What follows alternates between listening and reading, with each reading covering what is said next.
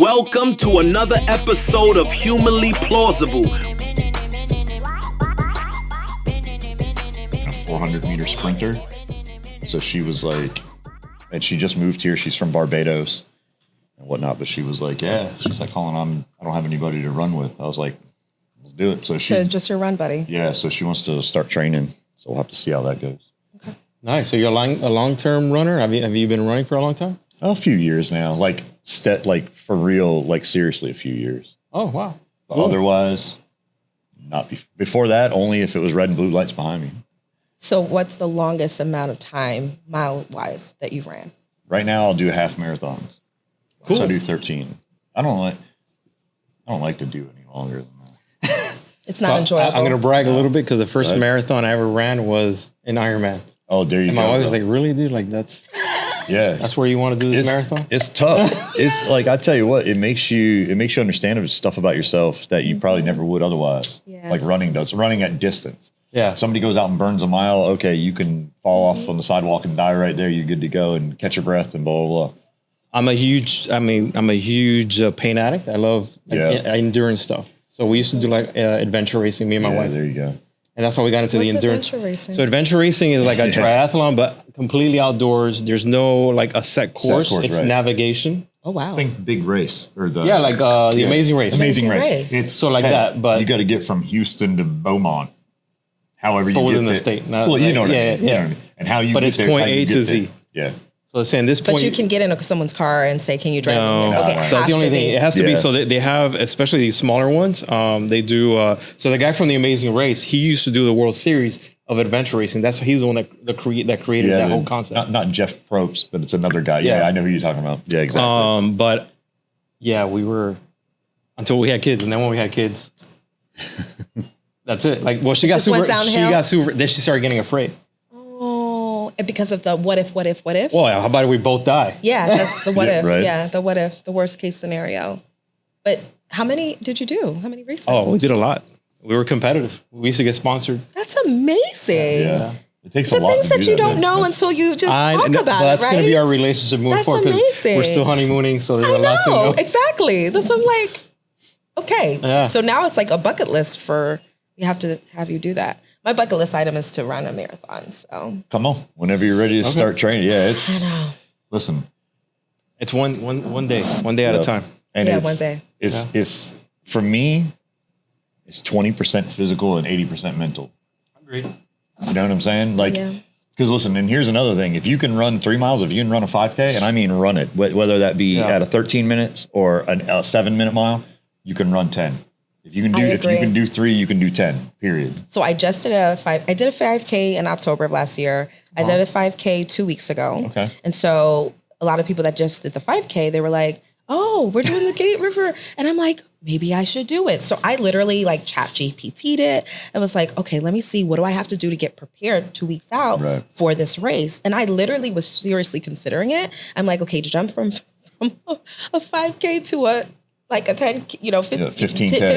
It's like, it's 9.2 miles. Yep. But long story short, I have 2 birthdays to go to that day. And I was like, that's a setup. That's a complete setup. Yeah. If I do that and then have to do, I'm like, no, I'll wait. I'll do something else and then I'll revisit it next year. The thing about the Gate for me too is like, it's really serious, but it's also so much of a fun run. Like, because people are giving you shots. What is the Gate? I don't know. So the Gate River, it's a 15K, right? So it's wild. Or no, it's a 10K, I think. No, it's 15. It's 15. It's a 15K. So what, 9 miles? 9.3, 9.2, something like that. Yeah. So, but along the route, people are giving you shots, food. There's no way I can take a bite of anything other than like an energy gel while I'm running. Yeah. Maybe like or some gummy bears. Or a shot. Well, and if you're doing shots and drinking beers, you're not running. Yeah, you're not. This is a fun run. I mean, unless you're special. Right, exactly. I have a friend that could do that. I can't. Oh, I know dudes that'll do the beer mile. I'll do it at the end. Run a mile, chug a beer, run another mile, and keep doing it. They'll do 10, Wow. And it's like, no. No, I'm good. I like to run fasted, no food. Yep. you know, that kind of stuff. So this is Colin's introduction because we've been rolling. So we're live. So you want to introduce our special guest? Yes. Actually, it's a first because we never had anybody like in the restaurant bar business or. Oh, really? Yeah. So you're honored guest. I should have a plaque. Yeah, or we should have like a little commemorative something. Memento. But we're gonna create one. Yes, we will. Like you can take this crappy box that we've made. I will take. I'm gonna walk off the stage the wrong way. Back this way. Gotcha. That's how I accept awards. I have the honor and pleasure of introducing Colin Edwards, one of the co-owners of Burlock and Barrel Distillery here in the heart of Riverside, Brooklyn. Like, what are we calling it? Brooklyn, Riverside now? Yeah. To me, it's just Brooklyn, I think. Okay. I know. Why are we trying to, you know, bag names altogether in the neighborhood? I agree. Let's keep it, you know what I mean? Like, yes. They're fictitious lines, but let's draw them. Yes. You know what I'm saying? I agree. So we'll call it Brooklyn. Brooklyn. But I've known Colin for several years now. Yeah, quite a few years. When we get together, it's always just conversation, getting to know. I admire the fact that he works so hard, but he still has a good balance in terms of what he wants to do. Said marathon, racing, running, all the things that you are like traveling, all the cool things that you do all the time. It's amazing. We try to do some cool stuff. Owning a distillery. So owning a distillery is different than owning a bar, even though it's kind of tied together now here in the state of Florida. It's different in other states. Owning a distillery does not give you the right to operate a bar in every single state. Each of those laws and regulations by state is different. A lot do nowadays, but in Florida, we have the unique privilege of once you become a distillery or once you've permitted to operate your distillery, you can also operate a bar. And that's been a massive learning curve, but that's also been something that's helped keep it really cool. Meaning opening the world up to your product. Yes. Right. So it allows me to, being a distillery and running a bar, I can be here having FaceTime with customers. We can go to offsite events having FaceTime with customers. We can travel to different distiller events and, you know, have crowds of, you know, be in front of massive crowds over 3 or 4 days time. That's cool. And really just have it's a lot of FaceTime with individuals. Yes. Not, you know, and you've been in with us, you've hung out with us quite a bit and kind of know how it works on the bar side. Yes. And yeah, that's one of the really cool things. And that's what keeps me doing a lot of the stuff that I do is the people that I meet and the relationships that we get to have and to form with this business. That leads to, like I was saying, you know, it leads us to doing a lot of cool stuff and keeping a lot of stuff fresh too. Yes. But it also affords me the time to do and to accomplish a lot of the personal stuff that I want to do, i.e. running. And I'll be traveling in May, doing a little East Coast swing. We'll be running with friends in Virginia. Then I'm doing a half in Pennsylvania, so 13-mile run. Oh, wow. But that's a fun one for me. I'm not. Then are you doing like personal goal? I mean, personal records, or like you just run for fun? Just for fun. Like I entered this half. It'll qualify me for Chicago and New York and everything. Great. So it's a qualifier, but I'm not racing it. I'm going to run it. And there's a difference. You've done extreme stuff. So there's a difference between running a distance and racing it. And at almost, you know, I'm 40, I'll be 48 in a few weeks. And I don't know how much racing I actually want to continue to do, as opposed to just pulling up alongside folks and just having a good run.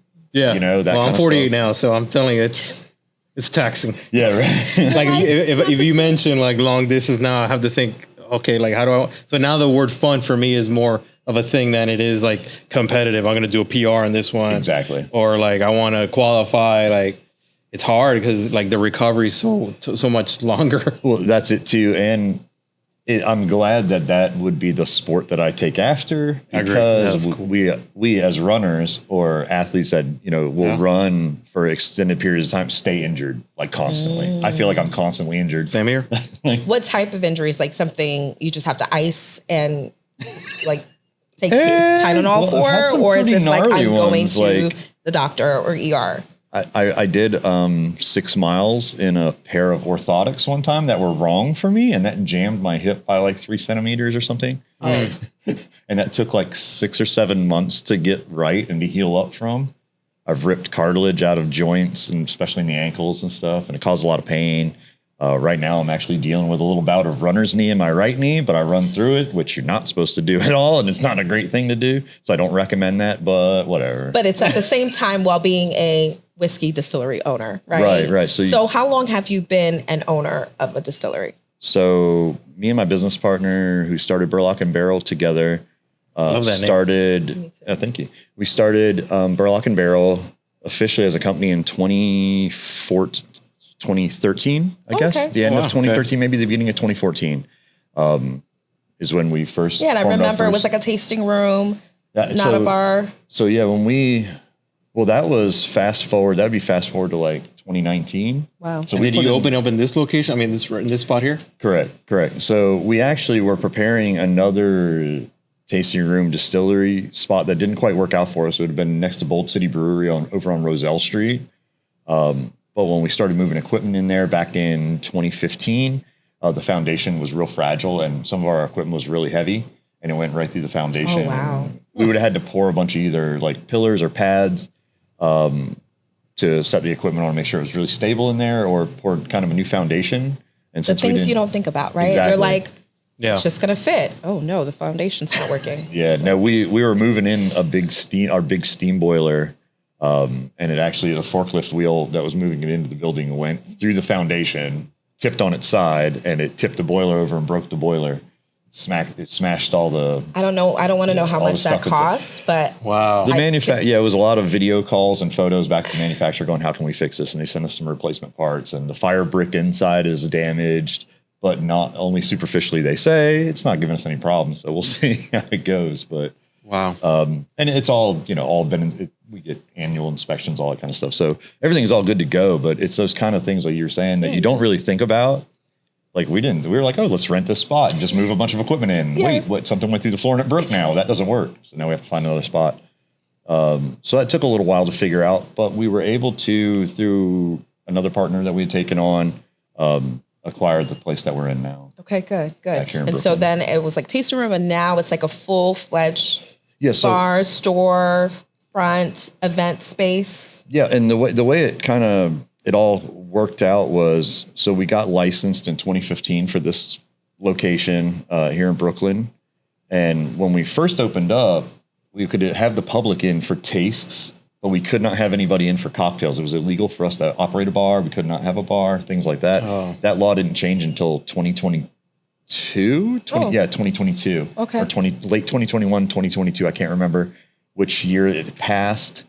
But yeah, one of the, a House bill that somebody introduced in the year prior to whichever year it passed actually went through, and it allowed us to make cocktails sell our alcohol by the drink, which is amazing, by the way. I love. Yeah, I mean, I haven't been there yet, which is messed up, but yes, I will. Now I have to. Yeah. The cocktails are amazing, and you're going through and crafting a new menu. Absolutely. Right now we'll be introducing like 24 new cocktails. Wow. Over the next couple of months. So new menu, new talent behind the bar too. We brought in a couple of young ladies who are just rock stars behind the bar. Very nice. They're really transforming our bar program. Yes. The guy that I started this with, him and I, we make whiskey. Awesome. We've been in a million bars and we've drank at a million bars and we do these things. And, but when it came down to opening a bar and kind of what that means, we really leaned on some of our other partners who have bars and restaurants in this, and they do that in the space. So it's been kind of a learning curve, but not really at the same time, because it is also very familiar.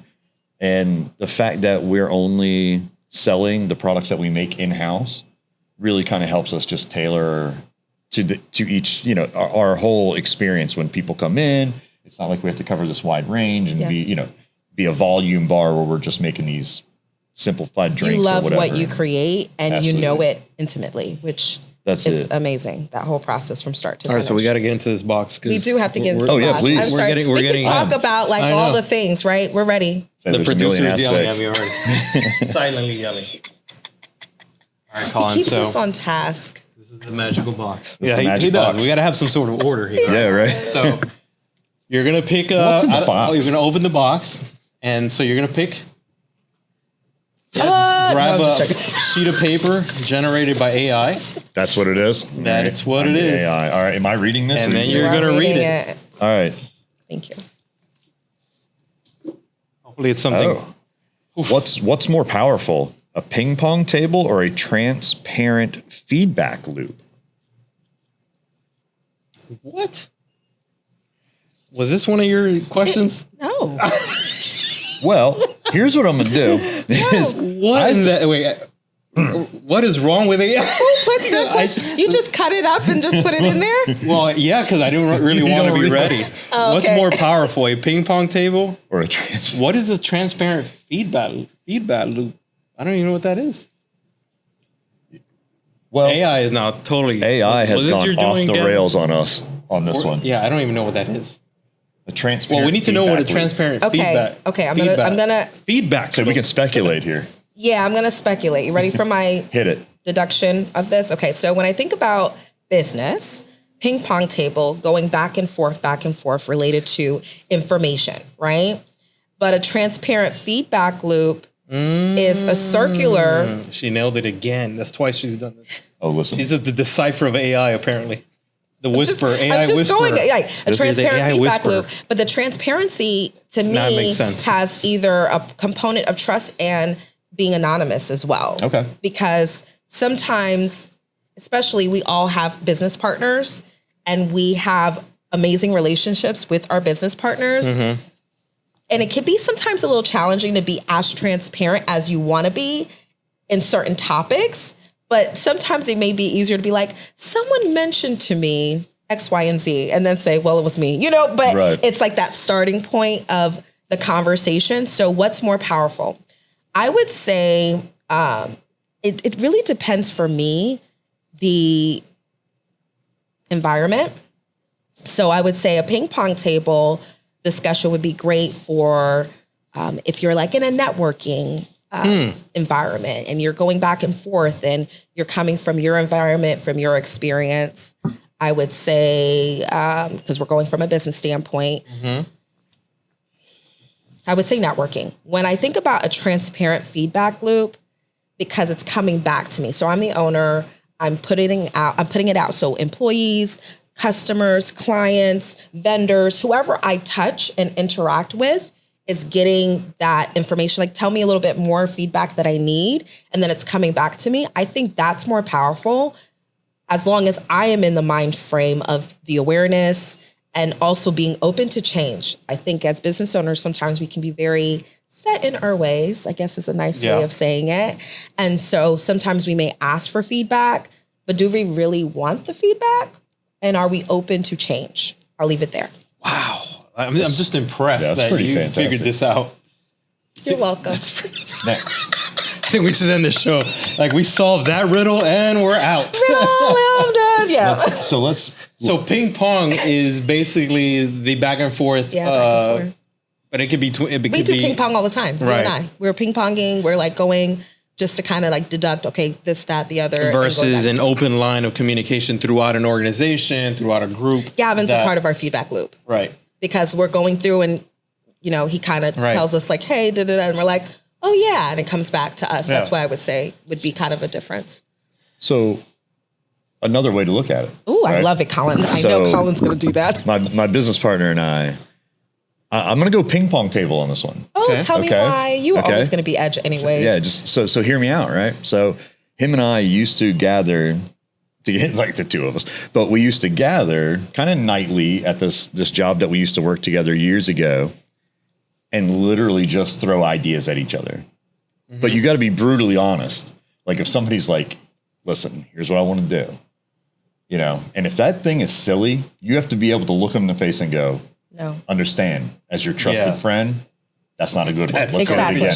Agreed. So if you have the right person to bounce your stuff off of, that'll be brutally honest back when it is good or if it's bad and can help you build on that thing, that's where every little spark of inspiration and everything is going to come from usually, right? Or you can really build something. Now, you need the feedback loop on the other end of that, right? Because if you're just throwing stuff out there and you can't figure out why anything's working, then you should be getting some feedback. Yes. You should be understanding what's going on. So I think the feedback loop comes after the ping-ponging. Ooh, now, so a layered approach. Right. Okay. Now, I also look at it in like a physical sense. So do I want a comment box that's totally unfiltered in my break room, or do I want a ping pong table where, 2 people or 4 people that in the office from different departments that may be able to get together, right, and have a game to where they can sit and talk, and it's not oh my gosh, we have to be in this meeting room and there's somebody no, you're in a different time. It's a looser environment. Things can go back and forth. So yeah, I go ping pong table on it maybe a little bit. But more powerful ping pong table. I think the ping pong table, or just in general, that idea or concept may be a little more powerful than getting that feedback. Because the fine adjustments come with the feedback. Okay, I would like to hear, and then I want to ask a question after that. So I like that approach because I think like one of the biggest things, especially on the agency side, like brainstorming is a big thing. But if you put the wrong people if you don't know how to brainstorm, that's a big problem. Exactly. So that goes back to your point, and I think that. And I've had issues where I've had to get people out of brainstorming sessions. Absolutely. Because it's not about arriving at a destination. It's about exploring possibilities. And so I've had to take people off of those type of groups, back to your point. And I think then once we've addressed navigational points of destinations that we could potentially end up, that's when we bring in we start the flow of conversation. And then let the brains come. Because the thing is that, you can spin your wheels forever at the beginning part. So I like that idea of ping pong first, then feedback loop. Yep. That's a methodology. It really is. Start with the ping pong effect. How can I incorporate this in my business? So what were you going to say? So my question, basically, we're at different parts in our businesses, seasonalities, all the things. And I'm curious if this question changes depending on where you are at in your business. That's a great point. Because I'm going off of where I am right now. I feel like the feedback loop would be more beneficial to me. Yeah. But I could see at moments maybe in the past or possibly in the future that a ping pong situation would be more ideal also. So I'm curious. Yeah, no, I think, no, and exactly. So that ping pong is the conception, right? Mm-hmm. If you need that change, if you need that swing of momentum or whatever, right? Yes. That's when you have to start throwing stuff at the wall, right? What's going to come back? What's going to be good? And the stuff that does come back, that's where, for me, then we go get those and fine tune the adjustments with that feedback loop. But that feedback also needs to be, especially, okay, so in my business with a product, right? So you guys there's services and then there's products, and either one can be either one. I get that. But putting a service out there, depending on what it is a little bit different, I feel, than actually putting a product out there.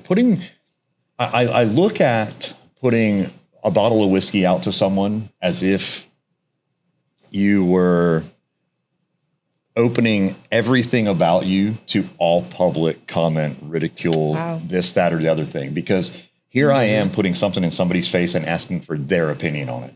And it's made by me, for me, with my taste. And, so it's you could take that and it could go sideways for you very quickly. Mm-hmm. Yeah. You could take it very personal. Is that what you're saying? Exactly. You could. But that's where the brutality of that feedback sometimes can be your best friend. Right.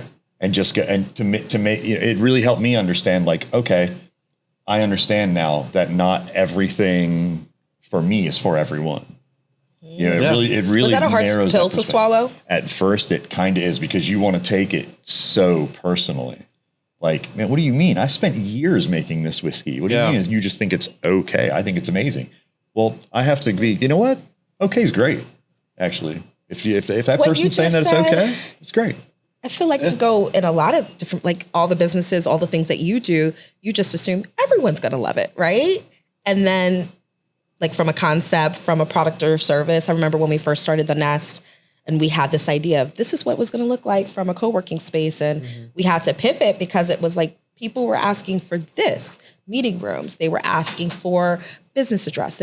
So we're like, okay, we have the name Nest Co-working, but our space is more of a office space. You come for what you need and you leave, as opposed to having several people working at the same time. You don't really see that in our spaces, but that came from hearing the voice of the member or guest experience and the fact that we had to pivot. And there's that feedback loop.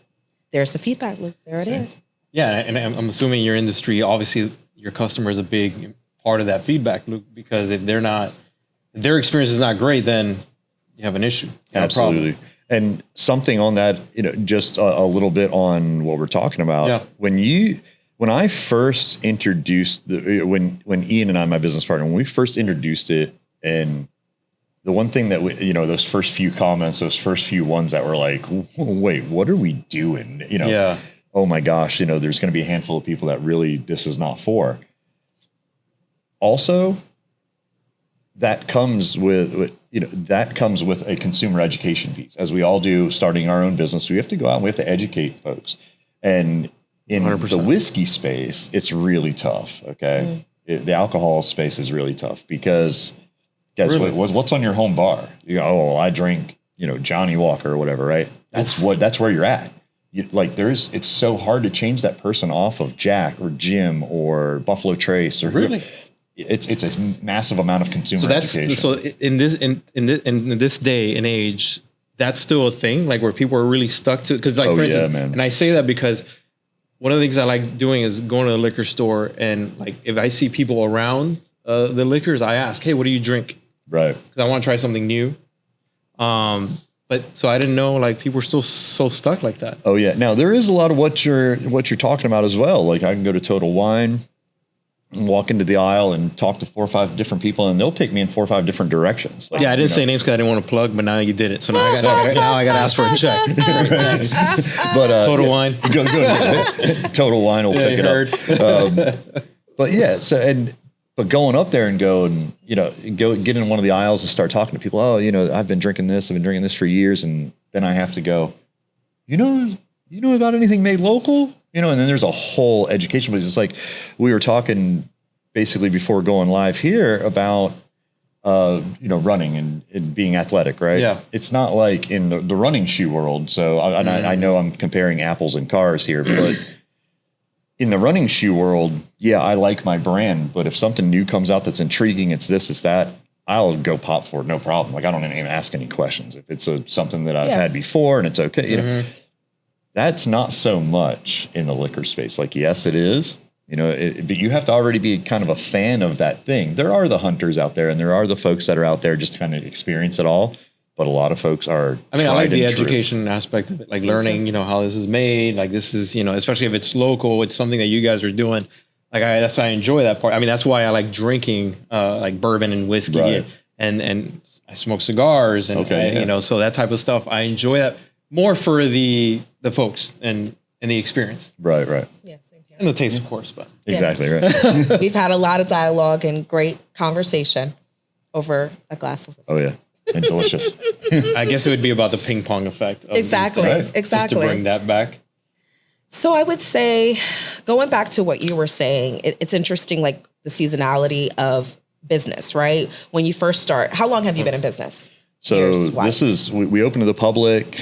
We opened the distillery to the public in 2019. So okay. 6 years. So we're going on 10 years for the Nest, and then for Pink Studios. Yes. So we're all at different parts, but seasoned, right? We've been through some things. Yeah, we've been, all of us been in it for a minute. Yeah, we've been through some things. Give me a bottle or two and I'll walk you through that. And I'm curious if it kind of goes into, depending on the year you're in business, because it just sounds like there's parts to that timeline that you just experience things. I remember listening to a podcast a couple years ago, and it was talking about how it was a group of executives, and one of the executives was newer, he felt like he was the odd man out, imposter syndrome in the room, and he's like, I'm going through this, I'm going through that, I shouldn't be here. And they were like, ha, ha, ha, we went through that back in, the 80s or the 90s. Right. And it's like everyone kind of has to go through some sort of the gauntlet to get to a part. So going back to the question, there are moments where ping pong is a thing and you need that.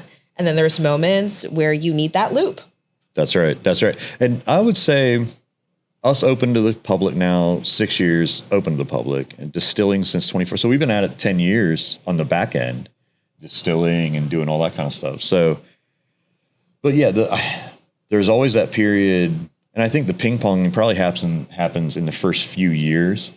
And then as you're ready to take that next step, it's happened to us a couple of times where we really had to sit down, analyze the next step, start tossing stuff back and forth, trying to figure it out. Because as you guys, everybody will tell you with a baby, but nobody tells you when you start a business. There's no manual. Yes, there's no manual. Right? None. So, and it's a grenade without a pin. It really is. And somebody just hands it to you and you don't know that you don't let go of that handle. Like once you have it. So I love that reference. That's great. That's perfect. It's exactly what it is. It's exactly. You're both right. You're sitting there with a group of people looking at a grenade. Somebody pulls the pin and hands the thing to you and just tells you to hold on to the clip. You're like what? Like this is not, whoa, what is happening? Hot potato. Yeah. Exactly.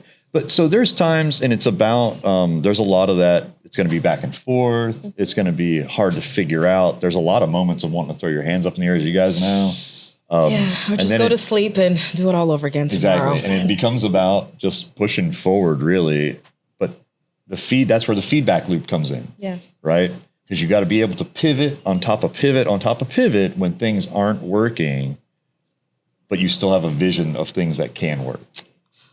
Absolutely. So, yeah, I mean, I think for me, it was definitely like you go through the fake it until you make it phase, which is the beginning of the grenade part. And the thing was that, so I was fortunate enough to sell my first business that wasn't doing so great. And I was able to get out of that mess. And then, so I kind of did everything wrong. I had all the wrong people. I was talking to the wrong people. So my circle was all the wrong people.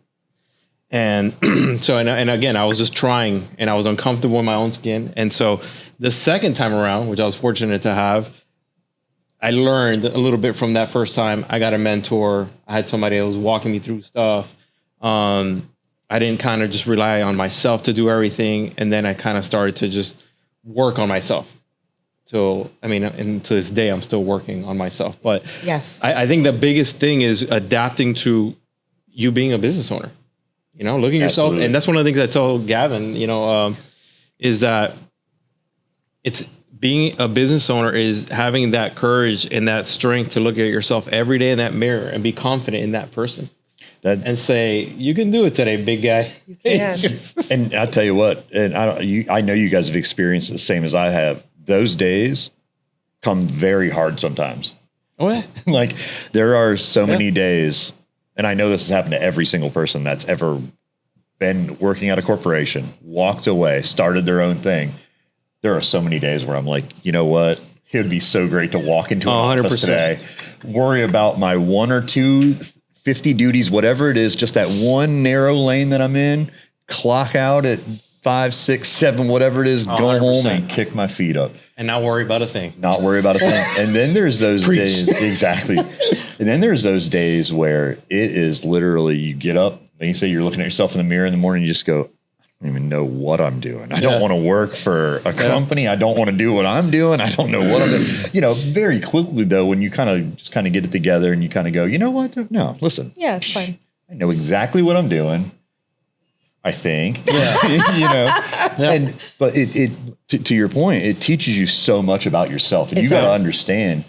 For me, the one thing that a couple of things I tell people when they're like, "Oh, Colin, it must have been so great starting your own business." Like, yeah, it is, and as business owners, you guys know this. It is. It's also like it can be the coolest thing, but it's also like some of the worst stuff too, because we're not just dragging ourselves into this stuff 24/7, and owners are available all the time. Yes. Period. Like that's just the way it is. I know everybody needs their time and everybody has a balance. Take your balance and get your time. But also during that balance, if the phone's going off and it's somebody I have to answer it for, I have to do that. Yes. So that's just one of those things.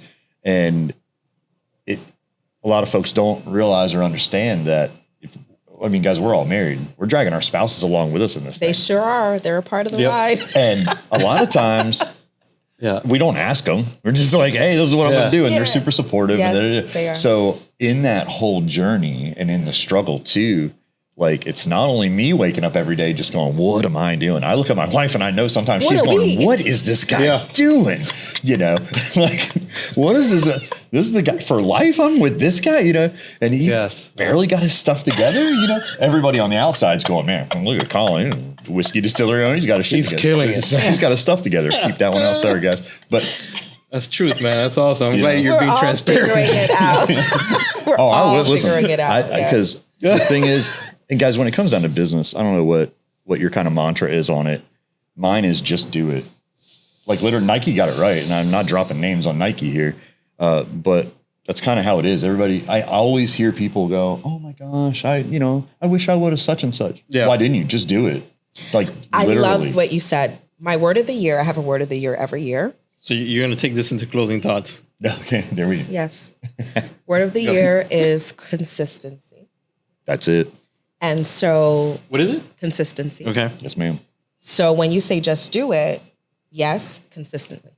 Mm-hmm. Because for me, what I've seen, just the fruits of labor, all the things that have come that have brought me to this moment, success, not success, either it was being consistent or a lack of consistency. Yeah, there you go. And so I want to be more consistent in the areas where I'm like, oh, I need to work on this more. But the things that I am being consistent, showing up. Yeah. All the different things, you understand, like just to go, our relationship is based off consistency. Right. Our relationship is based off consistency, right? I say I'm going to do something, I do it. I'm going to show up, I'm going to do it. And so that consistency to me, just it's a marathon, not a race. Literally. That's actually amazing because it is the consistency that it to get up and do this 3 days a week will never work. You know, to try to make whiskey and run a bar 3 days, it's not going to work. It's got to be every single day, regardless of how bad that look in the mirror is that day or how great it feels when you get it, done at the end of the day. Tomorrow is going to happen. We got to face it now because everything's on it's our responsibility and on our shoulders, regardless of how many people do or do not work with us or for us or the partners that we have. And we have to consistently perform as well.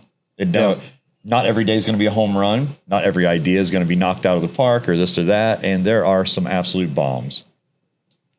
Wins, fails, losses, whatever you want to look at it, how W's and L's, however. Mm-hmm. And I find a lot of times I'll take a loss way more times than a win, but you have to keep going through the L's to get to the, to get to the wins and get up there and make those moments good.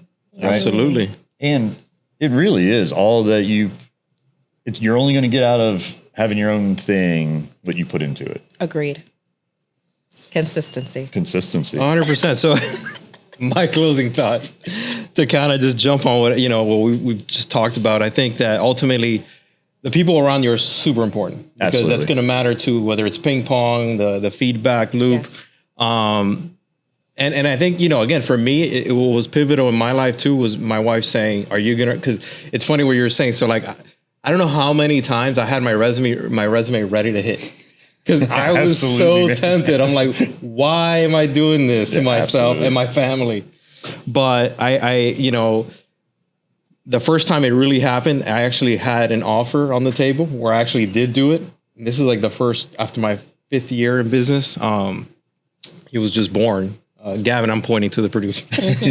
And so I was freaking out because I barely had any money to pay even the lease, let alone the mortgage of the house. Right. So I had to make a choice like, okay, what am I doing? And so I had an offer. And so I told my wife, hey, I got this great opportunity.